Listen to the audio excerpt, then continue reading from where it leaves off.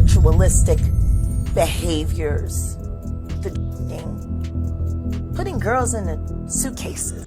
So Rose McGowan has put Oprah on blast. He seemingly suggested in the caption that Oprah knew the Hollywood producer was mistreating women. It's the secret rooms. They got secret rooms. Go on, tell me, how do I find the secret?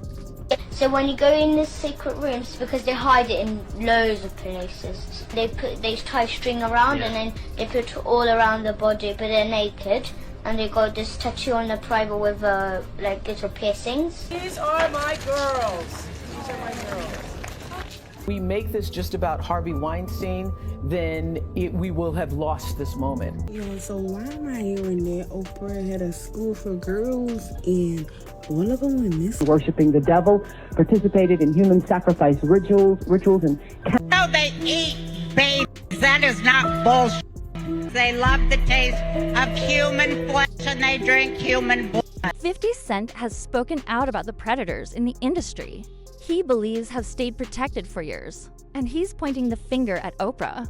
For some time, he's questioned why certain powerful figures never seem to face consequences, while Epstein's victims felt silenced. Now he's connecting that culture of protection to some of the biggest names in entertainment. This comes shortly after 50 hinted at producing a documentary about Jay-Z. Once Jay's name appeared in the recently released Epstein files,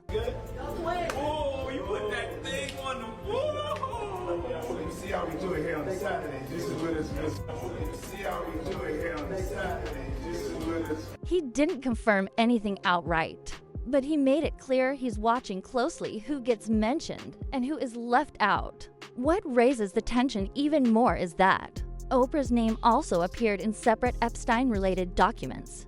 That alone doesn't prove wrongdoing, but it does make people question how close those connections might be. And to be fair, Oprah and 50 have never exactly been friendly. Audiences are trying to figure out who he truly means when he talks about protection. At the highest levels, they're also curious about what he believes Oprah may have concealed. Let's begin. A couple of pets too. A dog and a cat with names that are interesting. To say the least, yeah, that's Oprah. That's Oprah. Okay. Named after Oprah, and your cat is called then Gail. But Gail, okay. Gail, in this conversation, people almost always mention Jay-Z first. He and 50 have never really seen eye to eye. That tension has existed for a long time. A couple of pets as well. Yeah. A dog and a cat with interesting names, to say the least. Yeah. That's Oprah. That's Oprah. Yeah. Okay. Named after the Oprah, and your cat's name is? And then Gail. Okay, Gail. According to the latest batch of Epstein documents, Jay-Z's name appears in a 2019 FBI crisis intake report. That's essentially the same as a tip line entry.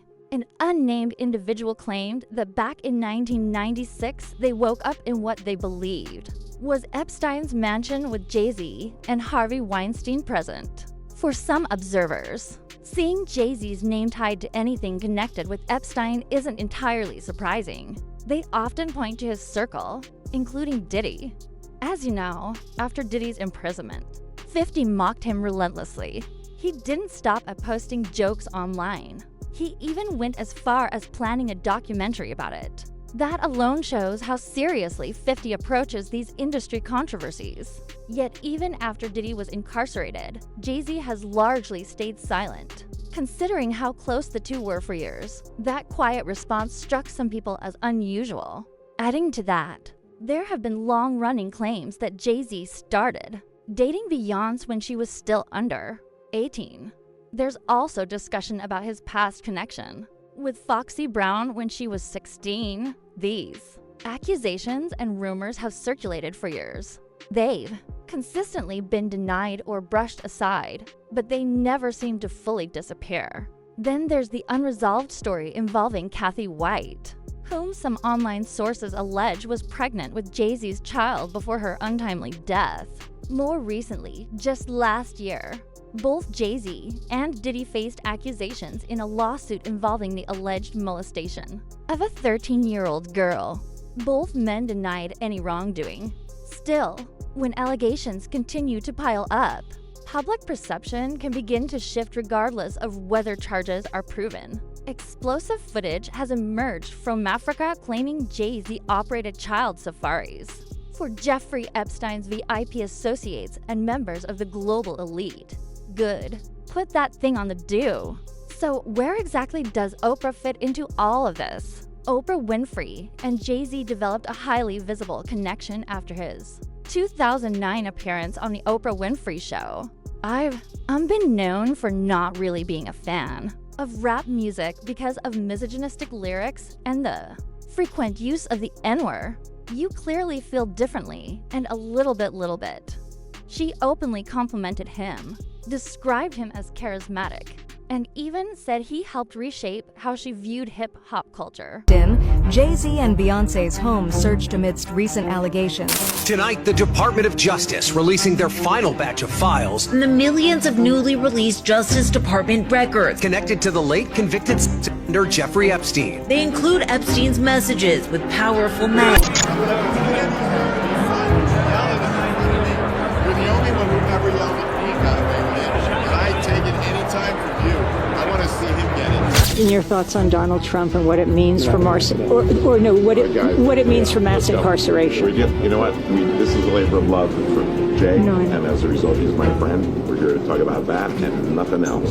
Well, then, can I ask you about mass incarceration? And do you think the movement is?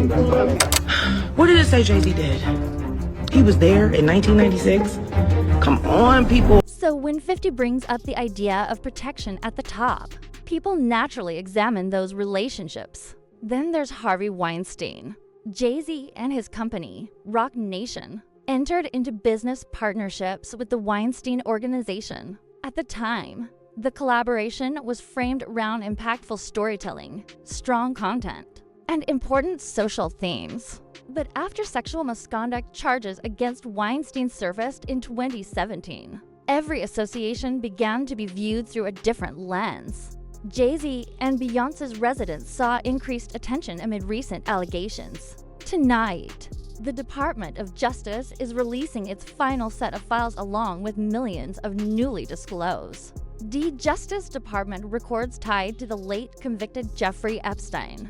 They contain Epstein's communications with influential men.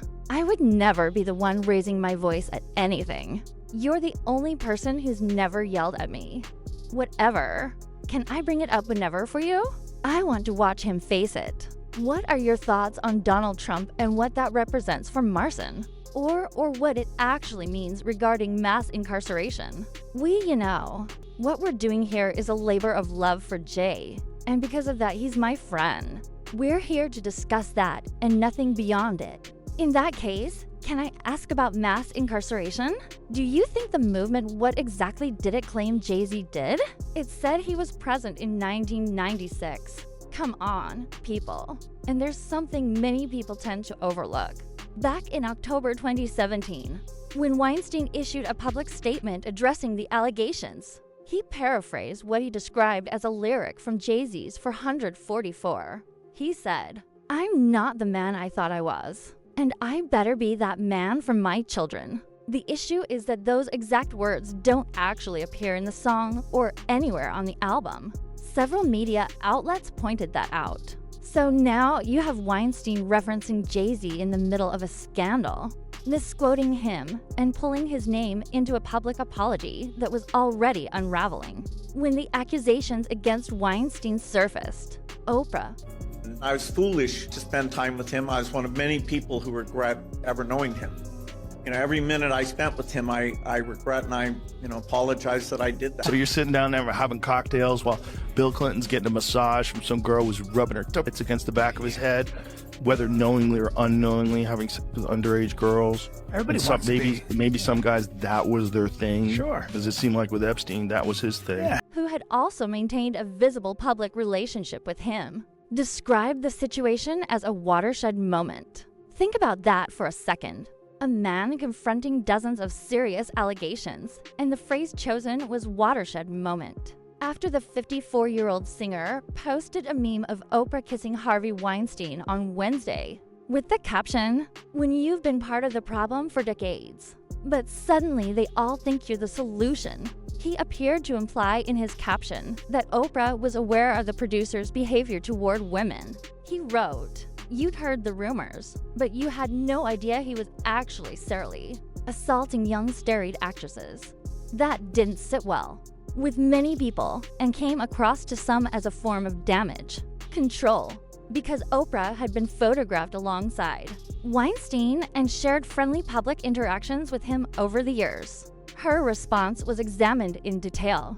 Once again, closeness doesn't automatically equal guilt. But in conversations about protection at the top, proximity keeps resurfacing. And that brings up another figure whose name repeatedly appears whenever Epstein is discussed. Bill Clinton. This part isn't based on online gossip. There is documented evidence. Clinton did travel on Epstein's plane, and those trips are recorded in the flight logs. Between 2002 and 2003, he took several international journeys on that aircraft. When those trips are broken down into individual flight segments, his name appears 26 times. Many of those entries represent portions of the same journeys, but once that number circulated, it stuck. Democrats released those emails obtained from the Epstein estate, showing the convicted sex offender discussing Trump and seeming to suggest he had information he never shared. In a 2011 exchange with his co-conspirator Ghislaine Maxwell, Epstein writing the quote, "dog that hasn't barked is Trump," adding one of his victims spent hours with Trump at Epstein's home, but that Trump had never once been mentioned. Maxwell replying, "I have been thinking about that." House Republicans in the White House identifying the victim as Virginia Giuffre, who once worked at Trump's spa at Mar-a-Lago. Giuffre said she never saw Trump do anything inappropriate. She died by suicide earlier this year. In a 2018 text exchange, someone whose name is redacted wrote to Epstein, "It will all blow over. They're really just trying to take down Trump and doing whatever they can to do that."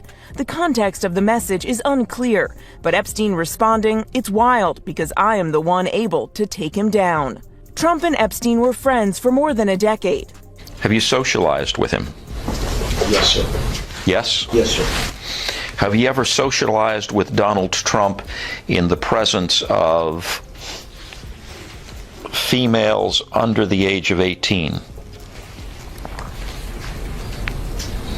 Though I'd like to answer that question, at least today, I'm going to have to assert my 5th, 6th, and 14th Amendment rights, sir.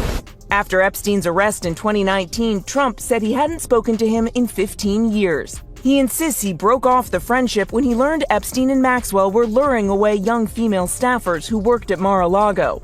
He stole people that worked for me. I said, "Don't ever do that again." He did it again, and I threw him out of the place. Persona non grata. I threw him out, and that was it. In a 2019 email to author Michael Wolff, Epstein writing, "Trump said he asked me to resign. Never a member ever." Of course, he knew about the girls, as he asked Ghislaine. Those travels included stops in places like Bangkok, Brunei, Rwanda, Russia, and China. Ghislaine Maxwell's name also shows up on some of the same logs, abbreviated as GM. There are older photographs as well showing Epstein and Maxwell attending a White House-related reception in the early 90s where Clinton was present. Epstein also contributed funds connected to Clinton's fundraising activities at the time. Clinton's representatives don't deny the flights. They've acknowledged them and maintained that he was traveling for foundation work and had no knowledge of Epstein's conduct. They further insist he never visited Epstein's island. And it's worth noting that Oprah has interviewed Bill Clinton on her platform before, holding in-depth conversations with him. He's appeared in features on her show. They've shared public stages, delivered lectures together, smiling and exchanging friendly remarks. Again, none of that proves wrongdoing. But in discussions about elite circles and who gives a platform to whom, those links are often highlighted. And once you start thinking along those lines, the next name that almost always surfaces is Bill Gates. Unlike internet speculation, this connection is grounded in interactions that have been documented and reported for years. I was foolish to spend time with him. I'm one of many who regret ever knowing him. Every moment I spend with him is something I regret, and I've apologized for it. There are some very strange details emerging about Bill Gates' complicated relationship with Jeffrey Epstein. One day, Epstein is proposing to help Bill Gates secure a Nobel Peace Prize through his contacts. And the next, he's allegedly attempting to blackmail Gates over his affair. Shell footage has surfaced from Africa, where Jay-Z has been accused of running child safaris for Jeffrey Epstein's VIP associates and the global... Now, just to briefly tie this back to Oprah, she has interviewed Bill Gates before, and he's appeared in the mainstream, high-profile charity sphere that she's known for promoting. So once again, it's the same pattern critics keep highlighting: powerful figures, shared spaces, and the same respectability framework. And when it comes to Gates, the connection to Jeffrey Epstein isn't speculation. Gates has acknowledged meeting Epstein multiple times between 2011 and 2014, including visits to his Manhattan residence. Gates has consistently argued those meetings centered on philanthropy, global health initiatives, fundraising concepts, and dinners of that nature. He's also insisted he never traveled to Epstein's island. After the 54-year-old singer shared this meme of Oprah kissing Harvey Weinstein on Wednesday that read, "When you have been part of the problem for decades, but suddenly they all think you're the solution." He seemingly suggested in the caption that Oprah knew the Hollywood producer was mistreating women, writing, "You'd heard the rumors, but you had no idea he was actually serially assaulting young starry-eyed actresses." The Bill and Melinda Gates Foundation addressed the relationship following document releases and denied that any money was given to Epstein. Even so, public scrutiny hasn't faded. A major reason is that Melinda French Gates has openly said lingering questions remain about why those meetings happened in the first place. She's further stated that his association with Epstein contributed to their 2021 divorce, and that her concerns dated back to around 2011. And finally, there's Richard Branson. Branson has surfaced in Epstein-related reporting and documents over the years as well. Recently disclosed files reference communications from around 2013 that suggest interactions between Branson and Epstein. Branson's representatives have said those encounters were confined to professional or group environments, and that he severed ties once he understood the scale of Epstein's conduct. That's the position they maintain. But again, the focus returns to proximity. And this is where Oprah re-enters the conversation. She has interviewed Richard Branson, praised him publicly, featured him, and shared stages with him just as she has with Jay-Z, just as she has with Bill Clinton, and in the same way she has with Gates. So when 50 Cent speaks about influential people protecting one another, listeners don't hear isolated names. They visualize a network of billionaires, media figures, political leaders, and business magnates. According to 50, Oprah was aware of many things and chose not to speak publicly recently. Joe Rogan surprised listeners by saying publicly that some of his close acquaintances were listed in the Epstein files. This came after the United States Department of Justice disclosed a major new set of materials connected to Epstein. Only days ago, the Department of Justice released over 3 million pages of records, along with roughly 2,000 videos and close to 180 zero photographs tied to investigations involving Epstein. A large portion of these documents was heavily redacted, even with names obscured and images blurred. A noticeable pattern still appears. Government officials, wealthy elites, corporate leaders, and even members of the British royal family repeatedly show links to Epstein, including during periods after his incarceration. These were not incidental encounters. The records include flight manifests, internal correspondence, contact directories, sworn testimony, and video evidence showing the same high-profile individuals appearing in Epstein's orbit year after year. The meaning behind that message isn't entirely clear, but Epstein responded by saying, "It's wild because I'm the one who can take him down." Donald Trump and Jeffrey Epstein maintained a friendship that lasted for more than 10 years. Following Epstein's 2019 arrest, Trump stated that he hadn't spoken with him in roughly 15 years. He claims their relationship ended after he discovered that Epstein and Ghislaine Maxwell were recruiting young female employees who worked at Mar-a-Lago. In a 2019 email sent to author Michael Wolff, Epstein wrote that Trump had asked him to resign and that he was never a member. Of all the material supposedly being released by this administration, the question becomes what information people trust the least will ever surface. And to some observers, that wasn't surprising. They argue the connections were already suspected. From that perspective, the question becomes whether a powerful circle of wealthy figures running a trafficking scheme aimed at American politicians and executives would realistically be working with an Arab or Muslim nation. The argument raised is that someone devoting extensive philanthropy to Israel would be unlikely to conduct such operations on behalf of a rival state. What adds another layer of concern is that Joe Rogan has said he heard warnings about Little St. James long before the broader public became aware. According to Rogan, Alex Jones had cautioned him years earlier that something dark was happening there.